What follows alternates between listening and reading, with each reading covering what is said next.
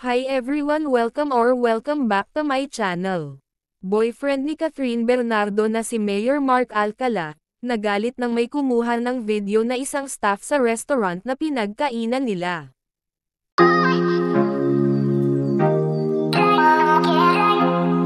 Maraming nagsasabing mga netizens na isang red flag umano ang bagong boyfriend ng aktres na si Catherine Bernardo, kung saan ay pinapa-close umano ang isang restaurant na pinagkainan nila kasama ang aktres na si Catherine, dahil lamang may kumuha ng kanilang video at litrato.